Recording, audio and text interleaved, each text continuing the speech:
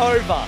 Season 2022 is finally over for 10 teams, including Jamie's, and it all gets covered in our round 23 AFL review. It's Peps, it's J-Dog, it's Lace Out, it's how you want your footy. Big fella, great to have you back. Thank you. The season has ended for you, and we'll get into that in a little bit of time, but so many talking points. Yes. In a week of football, so much has happened on and off the field. We're covering it all tonight. Who would have thought it was the perfect weekend to have a bye, because we are still chock-a-blocker with everything that happened over the round.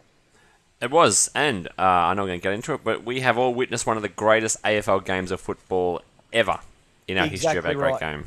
And we are going to get into it. If you're joining us for the first time, you know what? You've tuned in at the right time, because I made a prediction earlier on in the season, and I got it completely wrong. And I'm going to go through that very, very shortly. But who am I? I'm Christopher Pepper, the 377-game superstar of the East Keilor Football Club. Co-host with the most. He's the Jamie, the J-Dog Wallis. Did you know he was ranked number 9 for his age group in Ironman worldwide many, many moons ago? An all-round good bloke. We're here to talk about the single greatest game, which is AFL football, and you want it, lace out, because it's how you want your footy. It was a cracking weekend of football. I've got to ask you, as always, your weekend, for everybody who didn't know, it was J-Dog's birthday. So for you, my friend, I've got something special for you. It's the entire team, all the community at Lace Out want to sing you happy birthday. So Thank you, we mate. go. 1, 2, 3. No love. No love. Oh, yeah, no love for you. But there might be a bit of love for you on the chat. Everybody's joining us on the chat tonight. Thank you very much, because without you, we don't have a show. And there's going to be plenty of things. That chat is going to be smoking tonight. Can't wait to hear from some Kilda supporters. Can't wait to hear from Carlton and Essendon supporters. And everybody else who didn't make the top 8 this year. Mind you, weekend-wise, we always have a bit of a recap on it. How was yours, besides the birthday wishes? I did ring you, and you were in the fish and chip shop, you were telling me. Yes. It was very good. My weekend was excellent. I didn't get up to much. It was pretty ordinary weather over the weekend. I sat in my cycling clothes from 5 a.m. on Saturday till about 7:30, looking for a gap in the rain, and it just didn't come. Mate, no. As soon as you hear one bead, it's not good. You can't ride when it's in the wet, J-Dog. It's not for competition points. It's not football. Don't worry about it, my friend. Just park it, grab yourself a beverage, sit on the couch and say, I've earned it this weekend. I have earned it. There's always tomorrow. And Sunday was my birthday, and the wife and the kids all looked after me. My mum came down as well to visit, so that was always lovely. Oh, well, you deserve it. 38. I know you don't look 38. Thank you. Close to 45, but 38. If you haven't seen J-Dog, just picture Jaden Stevenson, but instead of blonde hair, it's brown and receding, and you'd be pretty much on the mark there. And we both can't get a game out of AFL, so we're the same. Exactly right. I went to a concert with my son. First ever concert Friday night. I went and saw a band called AJR. Don't know if you know, if anyone's heard of them before. Went and had a look at them. Yep. I reckon the average age would have been about maybe 16 to around about 22. Interesting songs, Peps. Very interesting songs. It's like tech emo head. I don't know. He reckons it was the best night of his life. And I tried to explain to him, mate, that's how I felt when Melbourne won the flag last year. That's how I felt. The illegitimate flag, yep. The illegitimate flag, exactly right. But I'm still taking the flag. But it was a great night. He had a ball. Like I said, I just watched some great footy on the weekend. Local footy started to kick off. That's the best part about it. It's not just what's happening with the big guys. So everybody's playing local footy finals, local netball finals, whatever finals that you're playing. Good luck to you, because you deserve, after a hard season, to get some success towards the back end of the year. Mate, it is going absolutely nutski on the chatski right now, ski. You know what? Everybody's back. Donna J's back. Good evening to you. Jay, good to see you in. Roo Boy, he's already thrown out some big statements already. We'll have to hear from him what he's thinking about having Al Clarkson at the club. I don't know if he's come down from Cloud 9. Robbie Smith's asking us, are we taking the Pies seriously yet? I've got my opinion on them very, very shortly. The Fang, the Gap, Lee Ali is here as well. So he's saying hello. David Salt, he's feeling a bit sour after what happened to Carlton on the weekend. But you know what? We've got everybody.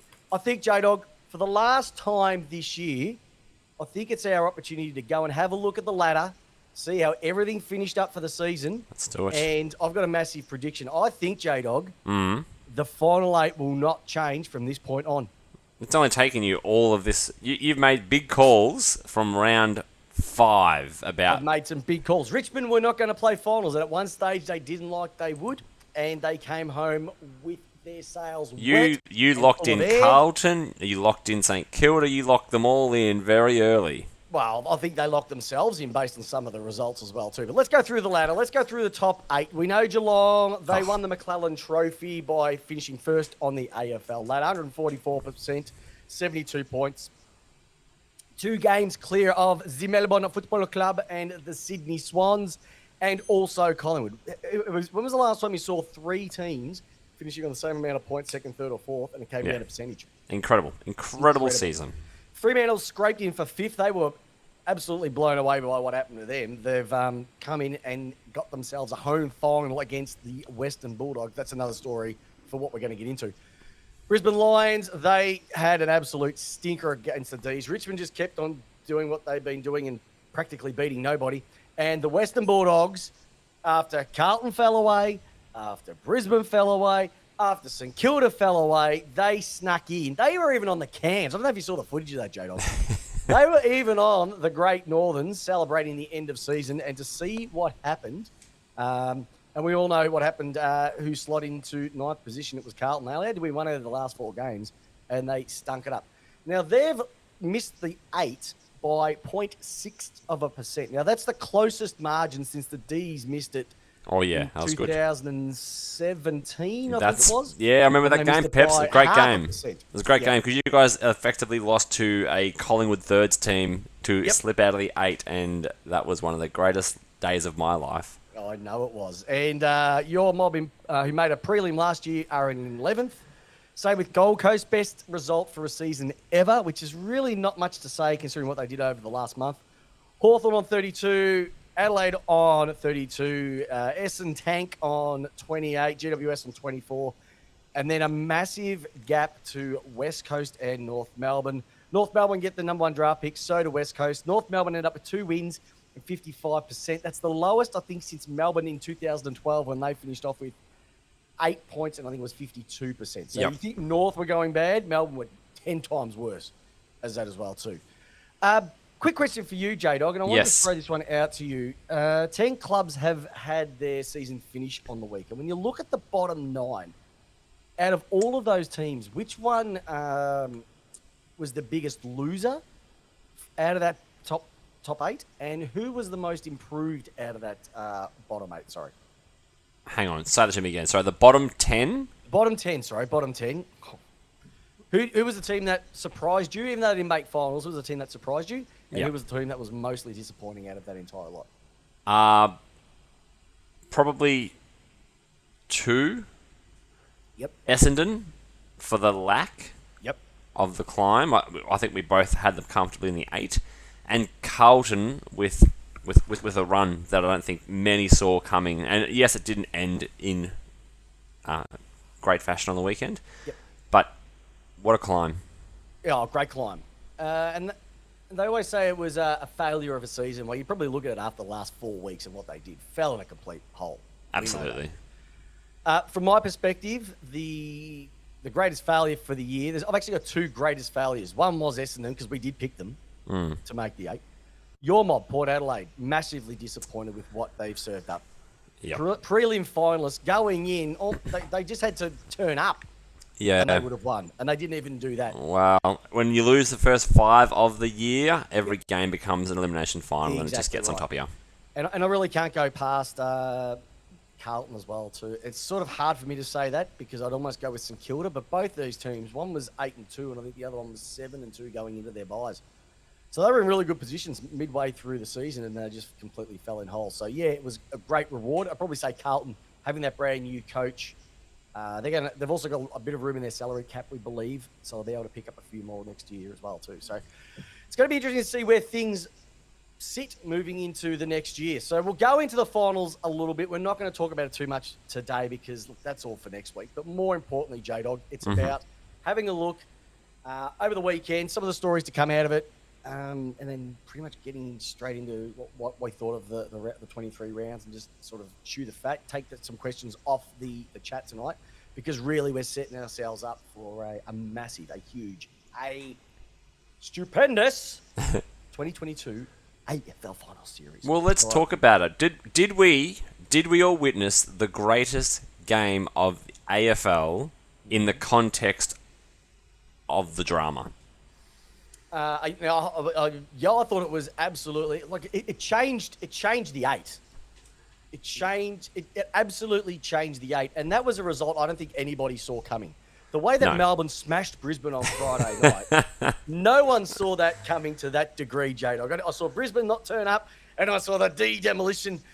Well, not really, because I was at the concert at the time, so I couldn't watch it. So I had to wait until I got home and started watching at 11, finished at 1, and it was good. Obviously, you're talking about Carlton and Collingwood on the Sunday afternoon. Yep. Look, I will say this, J-Dog. I didn't get to watch the entire game because I had some things going on. I did watch probably the last half of the last quarter. Yep. And it made everything about what makes this great game exactly that. But it also shows how cruel the game can be at the same time. It's just incredible. It sucked for one team and it was awesome for the other. But, gee, how many times do we have to say it? It is the greatest reality television show you can watch. Sport. Yeah. And AFL. But how did you see it?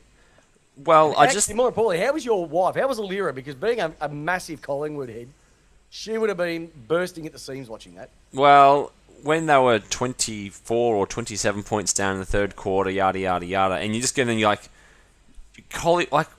there are so many headlines to write about this. Collingwood once again get away with a narrow win against a team being down third quarter. Whatever it is, they just seem to have a way of winning games. But the context was, if they lose that game, they don't finish top 4, they don't get a double chance. If Carlton was to win that game, they finish in the 8 for the first time in a while. Happy days for Carlton. But also, sad. They just had to draw. Sad day. But then, you also had Western Bulldogs who were relying on the result from that game. The way that final quarter played out, the way that Collingwood rallied to win that game, to save their season, to bury the Blues faithful with that one beautiful 45-degree kick, Jamie Allett running into a goal 25 metres out. It was drama. It was amazing, and I just think I was buzzing from the game. I was literally shaking from how much that game meant. So much on that game. I ended up watching the last, like I said, I watched the last bit. And is it another case of Collingwood winning the game? And hear me when I say this, or is it another case of another club losing it? Because if you ever look at the last probably 3 or 4 weeks, Essendon should have won their game, but they didn't set themselves up correctly. Yeah. Melbourne should have won their game against Collingwood, didn't kick straight. And this mob on the weekend, they just expected that Mackay was going to kick a goal or Curnow was going to kick a goal. They didn't even set up. So it is ballsiness from what Collingwood did to win, but I also put a bit into the other teams left the door really wide open for them. But you can't be 4 goals up multiple times throughout the year and lose. Correct, but also special about this mob. Collingwood. I know you're saying they're pissed about other teams. I just think Collingwood have won it. They've clearly won it. It's not just about they've got away with 1 or 2 here. Like, they have done this now 10 times this season. That is a Collingwood thing. It is an incredible thing they've done. They've got so much belief in their final quarter runouts. Yep. And the goals, you got a player that is maligned, Jack Ginnivan. he can turn it on. Jamie Elliott can turn it on. You know, you've got the cool heads of Pendles who can calm the game down, who can take a half a breath. Let's just control the ball a little bit. Let's just play our tempo for a little bit. We need to. The way that they just manage 4 quarters is like the way that Tom Brady manages the final 2 minutes of a game. Just really controls it. Yeah, and I agree. They've been brilliant so far this year. And here's what I'll throw out to you, J-Dog. Like, if they don't win it, If Collingwood don't win it, if they do a Sam Stosur straight sets, yep. Has the year still been a massive success for them? For Collingwood, Yep. yeah, they finished 14th last year. Based on what they've done with this stretch of games, I think it's 11 under 10 goals, 11 under 2 goals. Yep. Is it if they don't, even if they don't win a final, would you still say it is a success? Because I certainly would. Anyone who says unless you win the flag, it's not a success. Well, you know, you were 16th last year. Now you're in the top 4. You can't really knock that one on the head. Yep. I don't know. Unless you are someone like Geelong or who are just clearly the clubhouse leader this time of the year, finishing top 4 for any club is a success. Unless you are a Brisbane who's done it multiple times now. Unless you are a Melbourne who won it last year and was just a straight sets it again. I don't know. But for Collingwood, top 4 finish after where they were, yeah, huge success. Massive. Yeah. I am still a little bit sceptical on. So one of the questions that's come out for me is, it's come out on the chat. David Salt said, call the 2 sides will play in the grand final. I think at the moment, I'd say Geelong and Sydney. That's who I've gone over the last number of weeks. But I didn't expect this finals to sort of shape up. I think Geelong have the better side of the draw at the moment. So I'm going to say it, Peps. Yeah. Cats and Tigers. Cats and Tigers. It's going to be hard to win it from outside. Top 4. It is going to be hard to win outside the top 4. It's another week, another chance for an injury, that sort of stuff. I just think from a Collingwood perspective,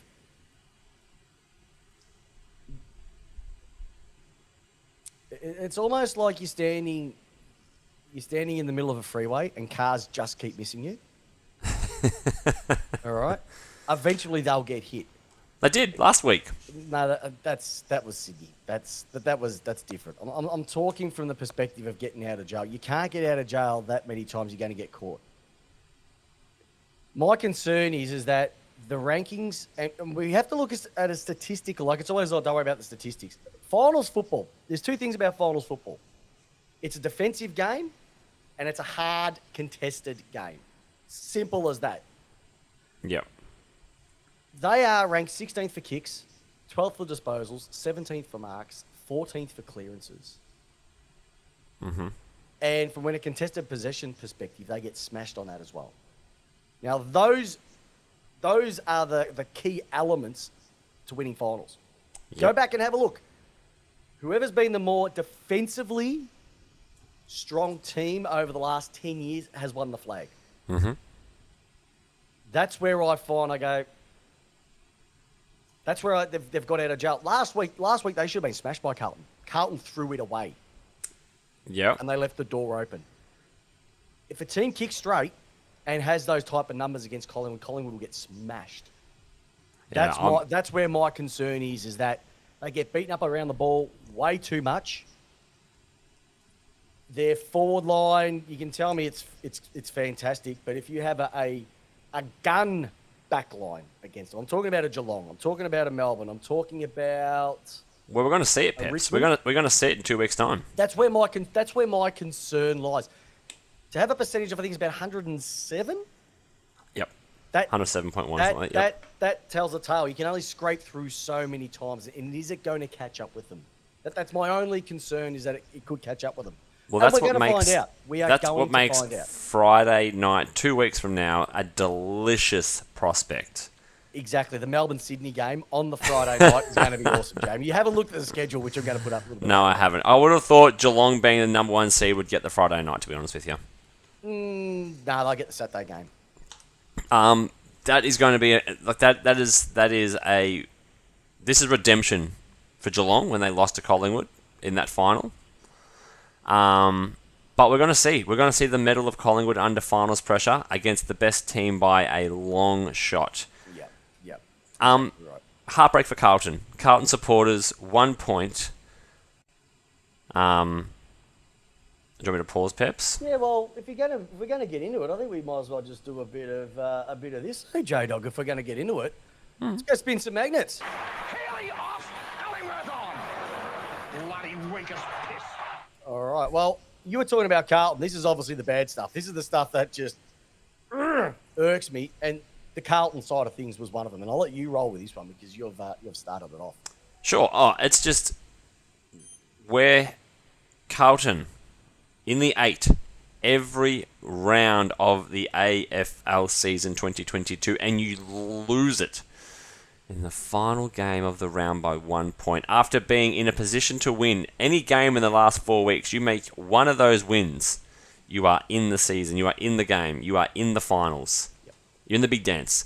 You had it against Melbourne. Melbourne, 8 points up, 1:30 to go, and you threw it away. Melbourne go and kick 2 goals in you on a minute and a half. The game against Collingwood, once again, Peps, you said it, they were 24 points up multiple times during the game. Threw it away in the last quarter. We've seen the footage. We've seen Curnow exposed free. We've seen Mackay free. We've seen snapped kicks, missed plays, people trying to be too hungry, Cripps getting tackled and trying to be the hero of the game, where I should have probably just dished the ball out.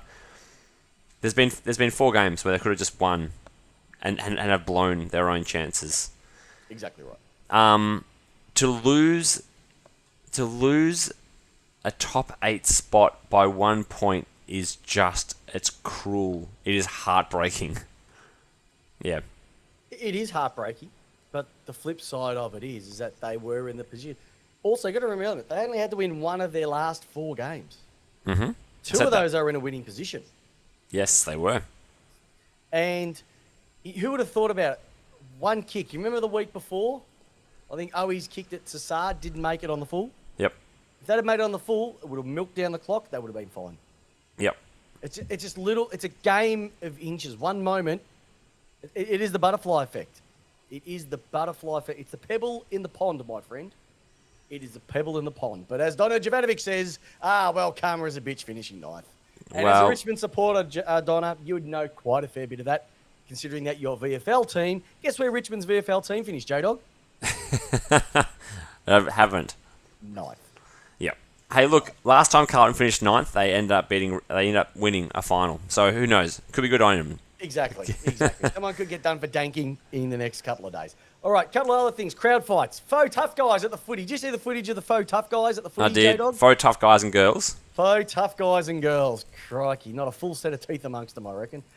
There's just no excuse. It's the footy, for Christ's sake. It's passion, Peps. It's passion. Hey, Red Foo said it best. He's got passion in his pants and I ain't afraid to show it. But that was not sexy, and I know it. It was just disgusting. Like, it's a footy game, for Christ's sake, really? I know, but we've all got our supporters who will like it. Yeah. We've all got supportive fan bases who will like it. Like, there's Melbourne people who be the same. There's definitely Richmond people. We would be throwing bottles of Grange and cheese boards straight at your throat, J-Dog.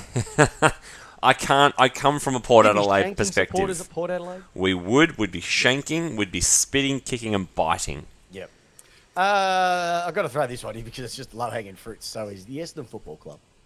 And we'll have a chat about them in a minute. What hasn't been said about this rabble? And I heard when their new president came out and said, we are a destination club. Yeah. We're a big club who play the big games. Yep. You're not a big club, mate. You might have 85,000 members. You're not a big club anymore. You've been irrelevant for over 20 years. You've got to get out of the Sheedy days. You've got to get out of the Baby Bombers. You've got to get over 2,000. You need to move on. And now they want to... The word is... We only go by the word, the rumour, the innuendo. They're looking at bringing James Hird in. What's the definition of insanity, Jamie? Well, Peps, in Hird we trust. Oh. Well, they actually delisted his son today. Conspiracy theory. So there's no conflict of interest when he comes in to coach. Well, Silvani and his boys, so who knows? Yeah, exactly. But Jack Silvani can play. The players, coaches, and anyone associated with clubs that gets the chop this week. We've seen a few teams already delist players. There's going to be assistant coaches who are going to be chopped. People around the clubs, they're also going to be let go. And we just wish them all the best. Hopefully they've been able to move on, get some new opportunities, whether it's at local level, whether it's at VFL level, whether it's back at an AFL club again. But pick up some country cash. Yeah, country cash. Go pick up some country cash, $500 a game sort of stuff. And the last one, J-Dog, I'm a little bit disappointed with the lack of... I know it's a bit of a political correctness time these days, the woke. But I miss Mad Monday stories. Don't you? And photos of the players. How can you miss, Fev in the middle of the city square with a dildo in his hand? It's true. Or the stories of the Saints setting midgets on fire. We need to relive those days. We need that. That's what we looked forward to, Jamie. There was round 23. There was delistings. There was Mad Monday stories led into finals. And the last one, can I also throw in this pre-finals bye? Whenever Gillen leaves, whoever comes in, get rid of it.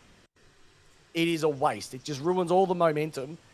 And it also takes away the reward of finishing top 4 and getting that week off between the first round and the preliminary final. It does a crock of shit. It does give country football a chance to finish up their finals before the grand final, though. J-Dog, mate.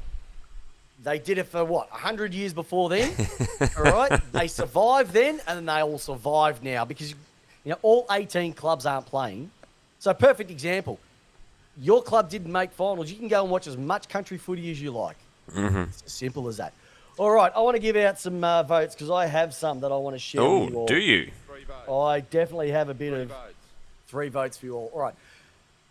Big shout out. Michael Hurley and that final goal. If anyone has not seen the footage, jump on afl.com.au, get on your KO subscription.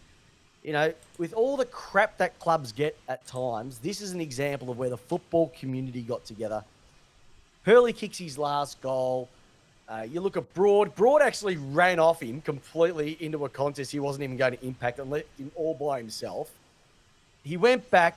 He kicked a drop punt, Jamie. A drop punt. It's classical. Classic. And the fact that we knew the Essendon players would get around him. But to see just the admiration from the Richmond players, sensational.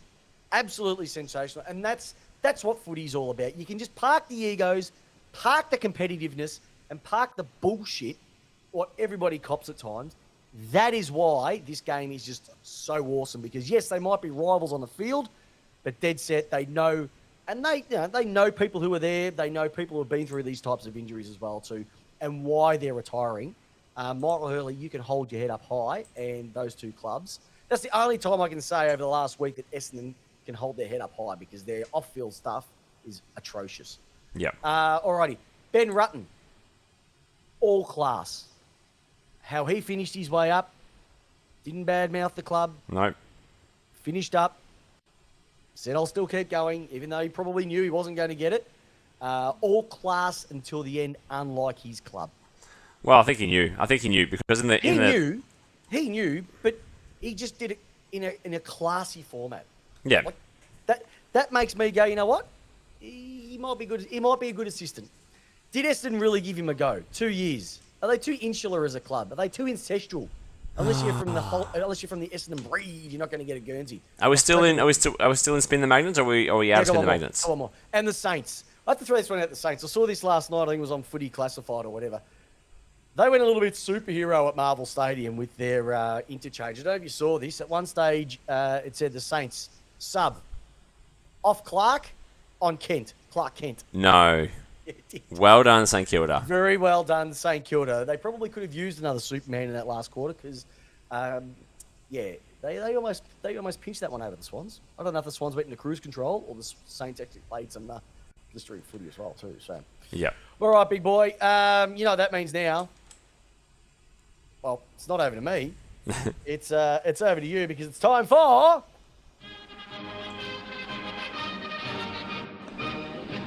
It's time for Around the Grounds with Laceout's #1 newsbreaker, Jamie Wallis. Over to you, big fella.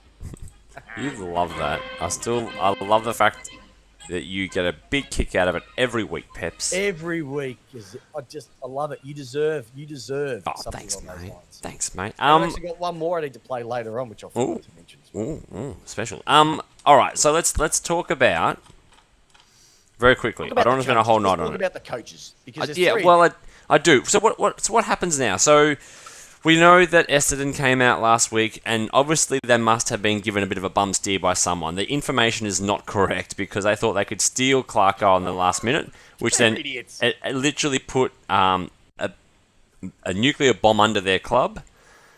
So it put Brett Rutten in an unattainable position there. He knew he was gone Saturday night after the game. Walked. I would have gone, you know what? You're doing this. You haven't even bothered to tell me. Screw you. Find a coach for the last game. He was crying after the game. He knew that his time was up. You obviously He's had enjoyed, I reckon. you had the top brass who also got walked out of the club or resigned, but not really. We know what happened there. They're now doing an external review. We're still waiting on the finding of that. They're now waiting for a coach. Hold on, aren't they still doing their internal review? No, the internal said they need an external. So the club is in free fall at the moment. Bloody stupid.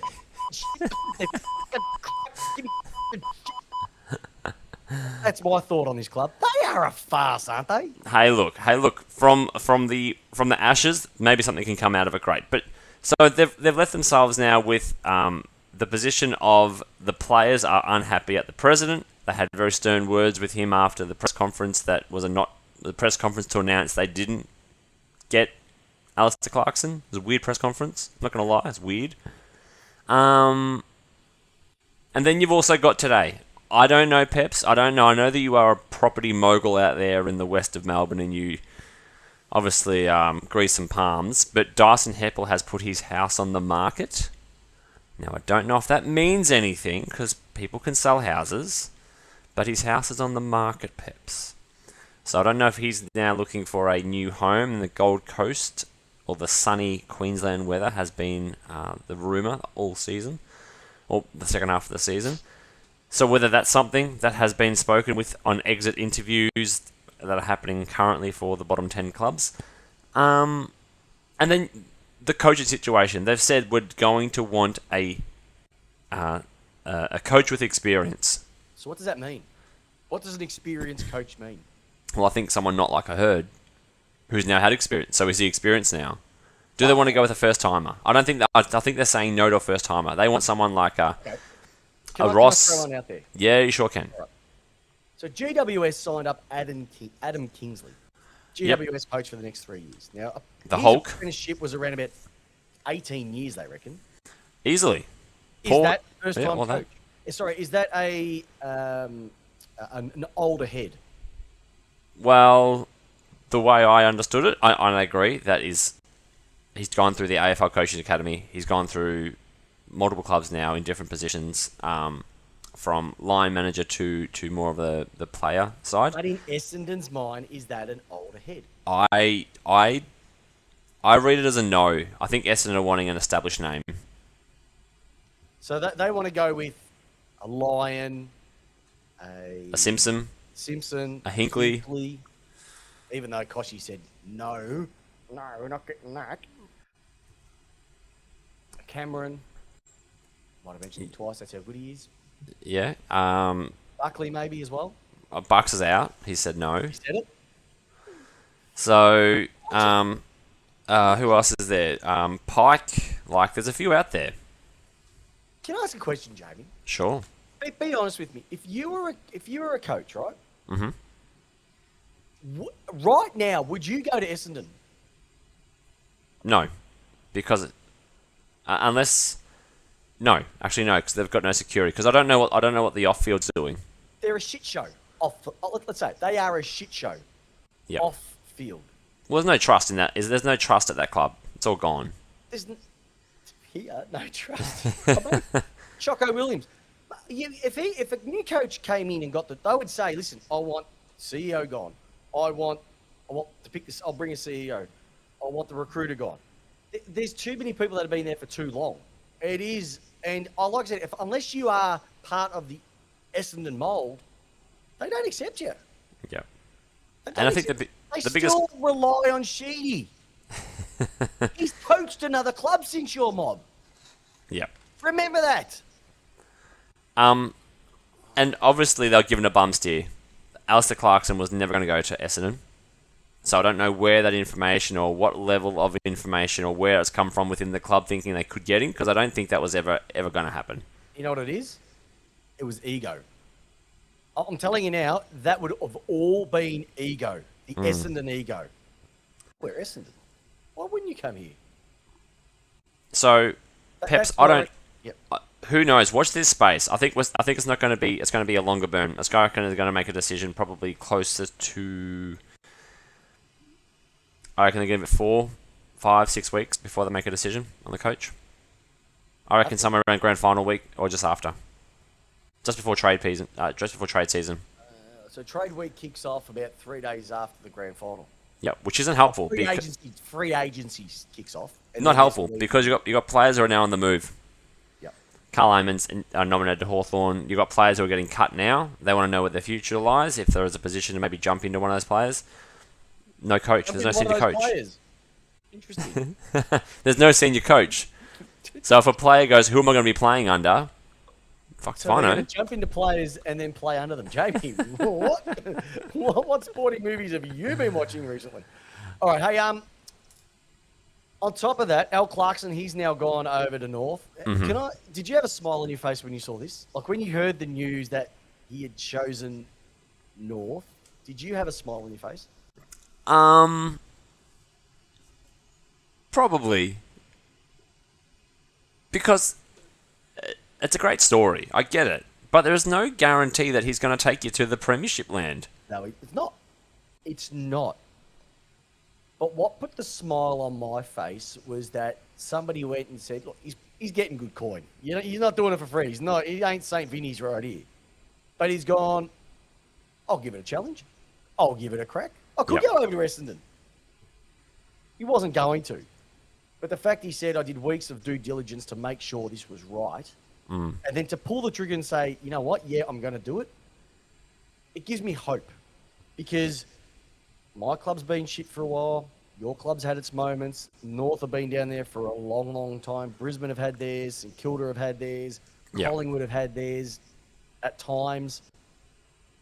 I'm just sick and tired of the smaller clubs getting kicked to the curb. Yes. And it's finally made them relevant again. Now, yes, there's going to be a lot of work to be done. But what that means is Jason Horne-Francis, he now knows that Clarkson is going to be coaching him. Correct. That would make him stay. Number 1 draft pick is going to be going to North Melbourne. Instead of going, he's now going, got to learn something under him. Yep. We're going to get assistant coaches that he's going to pick.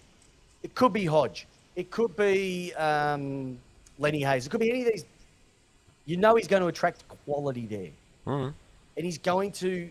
And if you're a player there at the moment, it's like, I'm not going to be able to get away with stuff that I got away with for the last few years. I really need to pull my finger out. Yeah. It just gives them credibility and hope.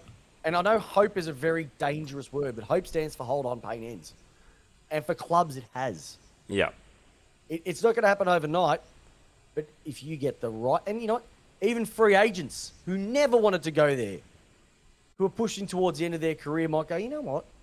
I could go for money, but maybe for a little bit less. I might go to this club and maybe make a difference. Not right now, change the standards. Dyson Heppel would be awesome at North. Yeah. I don't know. Is that taking North maybe a conversation for another time, but is that taking North down the wrong path that Hawthorn went down to try to chase a premiership with senior players? Then no, he's not. No, it wasn't there. It's not doing that. What do you mean? No, it's not really chasing a flag because you remember he joined them in 2004. They were towards the bottom. Yeah. Back then. I think North draft picks. They got them all working together. The standards lifted, and anything can happen from then on. It's going to be what he signed up to. It's a 5. 5-year minimum. Okay, so you're probably going to have some rocky years, but yeah, by year 4 and 5, you should be starting to see some I'd almost consistent. go give it 2. I reckon I'd want to see some significant. I want to say significant. Well, I don't. Their list isn't the best. We know that. Yeah. I don't think it's as bad as what they've got. They've got 2 gun forwards. They've got a cracking centre half back. Their midfield's got some really good youth going through it. It's almost like having, the best components on a car, yet no steering wheel Yeah. at the moment, or a really shitty steering system. And no matter what you do, it's just not going to. They've replaced the steering system. Now they're going to be driven in the right direction. You've got to get that, and he'll get the off-field stuff right as well. The president, how she put that together, and it was off her own bat as well too. She contacted him and said, "Hey, let's have a chat." That's how it works. She copped it for quite a while. I don't know if the CEO's going to stay, but Benamafio, he's probably gone. Yep. he's probably gone as well too. But you're going to get you're going to get recruiters in who know their gig because they haven't got a recruiting team at the moment. So he'll bring his group in to set that club right. Well, it's good news for North. It's good. It is good news for North because for so long, when are they going to Tasmania? When are they not folding? But when are they going to be going somewhere else? When are they going to Queensland? They don't deserve Good Friday. I'm sick of hearing all that. It's finally nice to hear a good news story and just the excitement. They don't deserve Good Friday. They do deserve Good Friday, Jamie. They do. All right, what else has got? What else on the news stuff, Peps? We mentioned Adam Kingsley. We mentioned about Ben Rutten, so we'll move on from the coaches. AFLW kicks off this week as well too. All 18 clubs for the first time will be represented in the 7th season of the league, which is great to see. Yep. We know what's going to happen. The quality of the football will be kind of average for a while. We know that that's going to occur, but give it time. The established clubs will do what they normally do, and the older clubs, they'll be... The newer clubs will find it a bit of a challenge. There'll be some spanking. Port will probably win the premiership. They will. We've got Aaron Phillips, mate. It's game over. Okay. Yeah, you keep your evidence, that's right. Maybe they can swap your men's team with your women's team. Might actually stand a chance. The AFL squad for the All-Australian team, which will be decided tomorrow night. The Wednesday evening was listed. Jamie, why do they have a squad of 44? Do you remember the days they just used to release the team? Why do they have a squad at all for? Why do they have a squad at all? What do you get? Do you get a participation medal? Hang on, have you come onto my side of the argument now? You and I were always opposed on this discussion. I don't understand. Why do they have to have 44 people when half of them are going to miss? It's because you've got to name an extended list, Peps. What? 44? They should put that 22 pull out. They should put that 44 against each other. Well, that would be worth that's it. what they reckon they might do. That would be worth it. That's why they did 22. And who's the super sub? Like, who's the sub? They haven't even mentioned the medical. Like, there should be a medical sub. Who's been the best medical sub all year? They should get that spot. Well, imagine debuting for that game. Oh. All right. So, no, I don't know. Peps, 44, way too big, way too many people. Once again, all Australian. I don't know if it means anything. I'm not going to go down that street today because I cannot be bothered talking about it. And they also released the... What we need to take out of it is that Melbourne had 6 players in it. Carlton and Geelong had 5. 5, yep. Collingwood had... Sydney had 4. North Melbourne had 0. Essendon had 0 as well too. Port had 2? Yes, you did. Port had 2. And also the under-22... We only had 1. Connor Rosie. Yeah. He's also been... I mean, under-22 team has also been announced as well. Yeah, good. I don't mind the under-22 team, but I just look at this and go, why do you name 44 people? It's just like participate. It's once again participation medals. They get like a participation jacket. Yeah. What do you get? Something from the AFL store? Yeah, they might get a voucher. Yeah, that'd be good. Voucher. Box of footy cards, something like that. Hey, rightio. Let's. One thing I also want to throw out there was the Rising Star nomination as well, J-Dog. Who won it for the last week? Who got the nomination for? Let's be honest, the Nick Dacos medal. Yeah. So this one went to Nathan O'Driscoll from Fremantle. for the win over the Giants. He racked up 17 disposals, 4 tackles, 5 clearances and booted 2 goals. 188-centimetre midfielder, was recruited from Perth in the Waffle, so you probably never seen him or heard him before, with number 27 in the 2020 NAB AFL draft. Oh, good on him. Well done. So good on he's him. O'Driscoll is the third Fremantle player to be nominated for the NAB Rising Star this season. Who are the other two? I couldn't tell you. Well prepped. Okay. All right. Questions come through. I don't want to go into it too much because we'll leave that for a couple of weeks' time. Brownlow prediction at the moment. That's starting to come out. So who do you think is going to win the Brownlow this year? I'm going with my mate, the Ginger Ninja from the D's, Clayton Oliver. Hard to go past. Paddy Cripps, maybe. Good back end. Bad back end. Good start to the season. True. Back end. It's going to be, Clayton Oliver's Connor Jay's right gone up the there. meatball. Dion Prestia. Shy Bolton, maybe. Yeah, they'll steal birds off each other. I don't know. Took Miller. I would love to see maybe Took Miller. There's just something about him I like. Connor Rosie, they reckon, is going to come home with a flood of votes in the second half of the season. He will. One of the Deconi... Oh, no, it's a defender. You won't get that. Defender, yeah. Only midfielders with it. You know how it works. All right.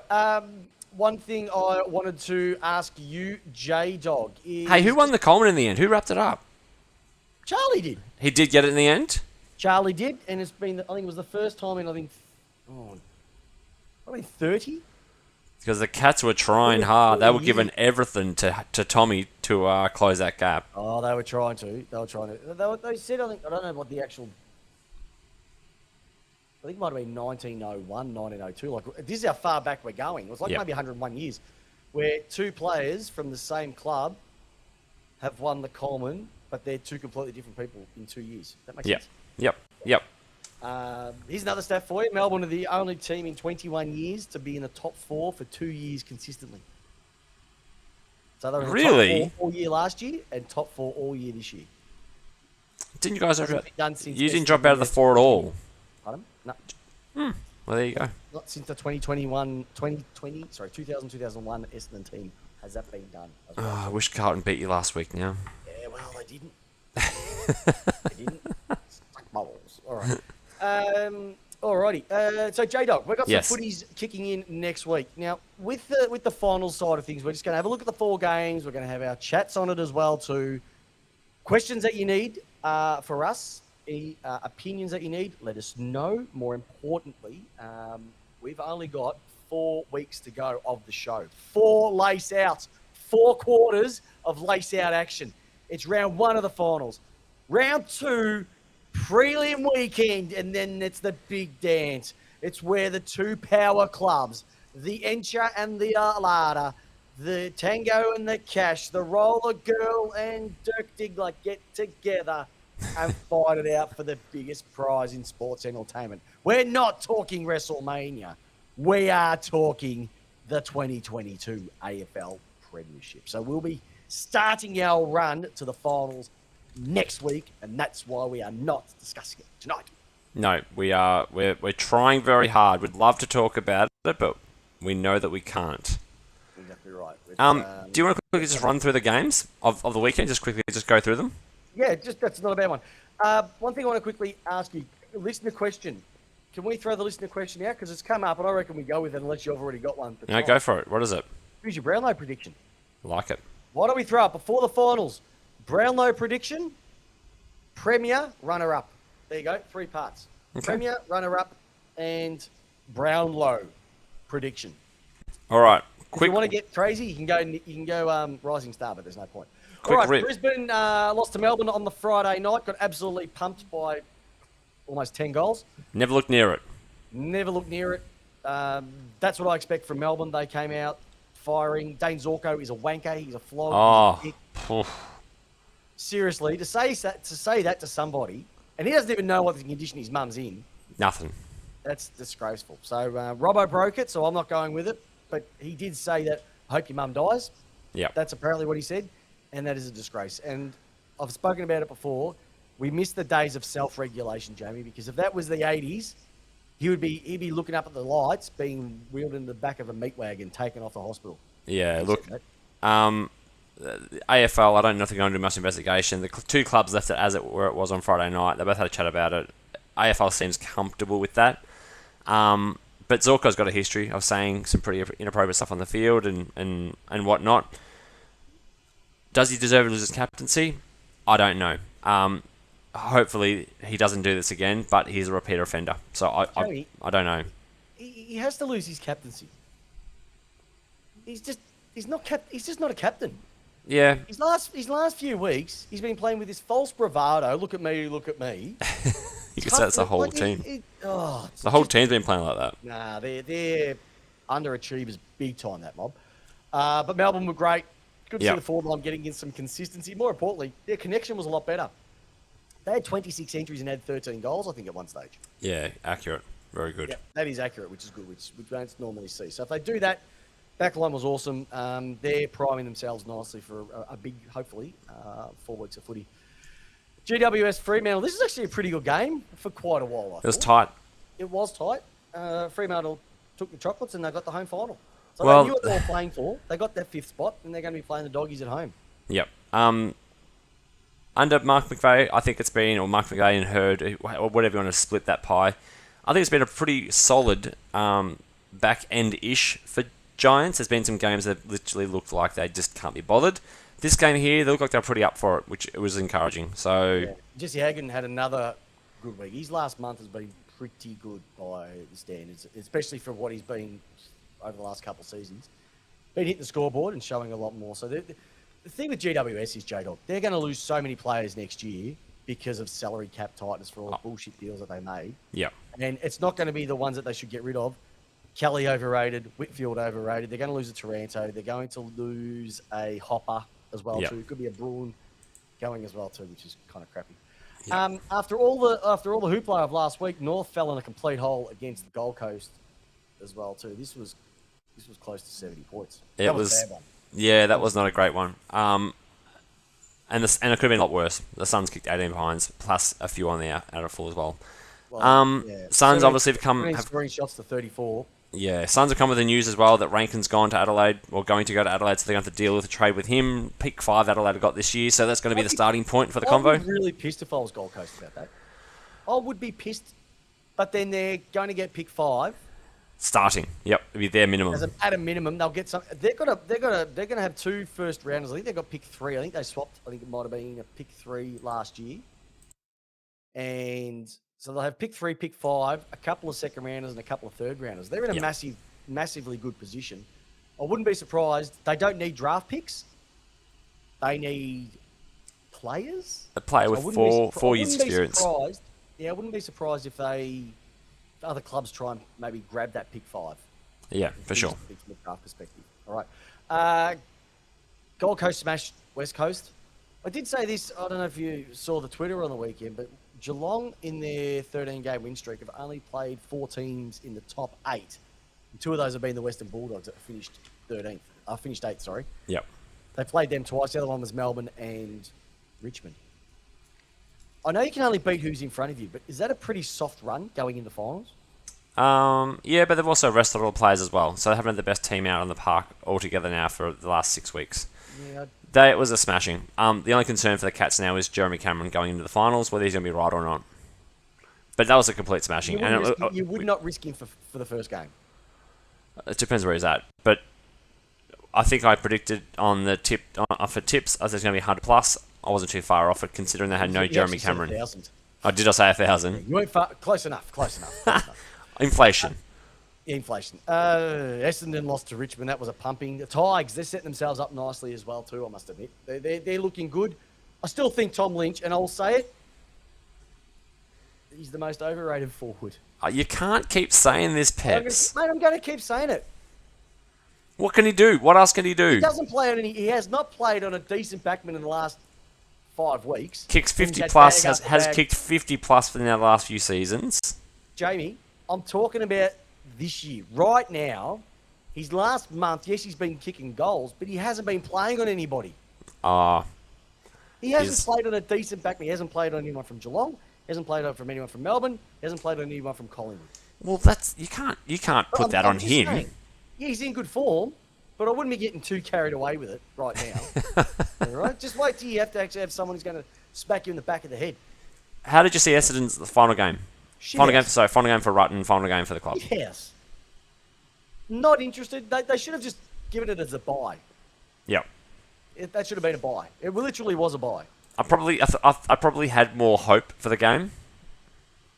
I wanted to see a response from Essendon this week on the fact with Rutten under fire. Not that I think that Rutten knew he was going to continue coaching after this game, but I wanted to see more of a yelp from the players, and they just didn't. They just didn't. Who scares you from Essendon, players wise? Who has some mongrel in him? I think it was spoken about last night on with John O'Brien, but he's right. There's no one that scares you from that team. No, I mean Draper can be anything. He's still young. Also Brisbane, they mentioned that as well too. Hawthorn lost to the Western Bulldogs. This was another one of those games that was actually pretty good to watch. I know if you have a look at the scoreline, it was 17 scoring shots to 14, which is the accuracy that inaccuracy from the Western Bulldogs that didn't make this bigger than it was being. Sam Darcy, something there, my friend. You see some of the clunkers that he was taking, forward and back. Looking good. Looking good. Looking good. It doesn't matter because Aaron Norton will be at the D's next year. You wait and see, J-Dog. You wait and see. Well, if that's... You won't be able to fit Ugle-Hagan, Darcy, Norton, Bruce, all in the same forward line. Well, the Hawks had the lead in the second quarter of this game. Yeah, they did. And they just fell in a hole. It was down in Hobart anyway. Well, they only won it in the last quarter anyway, the Doggies. So they literally scraped across by 2 goals. But they were fortunate to 2 goals, and they made it by 0.5%. Just goes to show. We've spoken about Carlton Collingwood, how awesome of a game that was. Easily, it's funny, isn't it? Carlton have probably in the last 2 weeks played the best 2 games of the season. There's been some crackers throughout the year. The Anzac Day one with Collingwood and Essendon was another one. But yeah, they've been in some crackers over the last couple of weeks too. This season has been a success. They're going to have some more room in the salary cap. They just got hit by too many injuries at the wrong time. And they're a young list. They've got plenty to work with. Another pre-season in that mob won't hurt them. And with Collingwood, I'm not too sure what's going to happen with them. Yes, they are playing finals. We'll see what they... If they go out and beat Geelong, this is the one. If they go out and beat Geelong and not by a small margin, I want to see a decent margin. Yeah. And I'm saying 4 goals minimum. Then I'm like, okay, yep, there is something about this mob. Yeah. But if they get absolutely smacked from pillar to post and 6-7 goals this week by Geelong, okay, they tell you. So they have to have 1 win over 4 goals, and you'll believe the hype. I reckon if they have a win against Geelong by more than 4 goals, yes. Not a small... I don't want to hear this small... No, I don't know. Jamie, you're not setting the goalpost that hard, are you? 4 goals. It's against the best team that no one get near. You guys can't get near them. Who, Geelong? Yeah. So does that mean that you're not as... Like, why does that matter? 4 goals against the best team in the AFL. Clearly. Okay. I'll wait and see it happen. Okay. I want to see if they don't get within. I reckon they'll get within 7 goals on them, to be honest. This should be the question. What can we do to get Peps to believe the hype train? What do we have to do? I believe the Geelong hype train over the Collingwood hype train. All right, and the final game to wrap it up for the whole season. St Kilda Sydney. So St Kilda had the destiny in their own hands. At half-time, there was only a couple, and they decided to go back to this defensive chip. And then as soon as they decided to turn it on, which they did in the last quarter, they got within 14 points. Yeah, well, it's a typical Saints game. Literally started really high, then second, third quarter was terrible, and then fourth quarter back up again. Yeah, it's just they're in no man's land, St Kilda. They remind me of? They remind me of North. North kept finishing mid-table time and time again. Yeah, 9 and 12. That's where they finish. That's where I feel they're finishing at the moment as well too. They got some big decisions to make on senior players. Obviously, Paddy Ryder is retired. Hanbury's gone. Hanbury, Hill is another one. They want to bring in DeGoey. Conversation. They want to bring in DeGoey, which I think is probably not a bad thing. But I don't think he's the right club. Yeah, we'll see. I don't think he's the right club. Saints next year. I think I think Saints supporters will be happy-ish. It hasn't been a bad season, but it hasn't been a great season. Jamie, it's been a shit season. They were 8-3. That's been a bad slide. I know, but you look at the 8-3, look at the 8 at the first half, and you're like, shit. Like, we've got a club, we've got a team. Yeah, they have. And then what happened? Yeah. They signed up Rat. I don't know, Jamie. I don't know. And that is why this is simply the greatest game in the world, AFL footy. It's, look, so 10 clubs are on their end-of-season trips right now. We've got 8 to go. Next week, no tipped out this week, no tips. Why? No games here, no games, Robbo. No games. No games. So we'll be back next Tuesday night. It's going to be lace out. We're going to get in finals action. Get on the chat. Tell everybody. It's going to be our biggest pre-finals game show we've ever done in our 5th season. It's going to be big. It's going to be bigger than Jamie's receding hairline. That is how big that week is going to be. It's bigger than the solar panel on the back of my head. J-Dog, you are an absolute star. Listeners, everybody, you are superstars. Everybody on the chat tonight, thank you very much. Like, subscribe, tell everybody about us, because this is where the magic happens. No bullshit on this podcast. We tell it how it is, because it's lace out and J-Dog. It's how you want your footy. What style? I want it a lace out. And we want our footy lace out. Enjoy the week off. Spend some time with the family. Enjoy them, because you're not going to see them for the next 4 weeks after that. See you, everyone. Craig Jones, your shit stirrer. Just saw you tip it. Yep. No tips for the... Just watch the game, Jamie. Craig. You send your tips through. We'll do an AFLW tipped out episode. You send it through. We'll do it. See you, listeners. Thanks for listening to the latest episode of Lace Out. Head over to iTunes and Spotify to subscribe, rate, and leave us a review. And remember, join us every single Tuesday night on our Facebook page with yours truly, Christopher Pepper, and the co-host with the most, Jamie Wallis, giving you your footy how you want it. Lace out.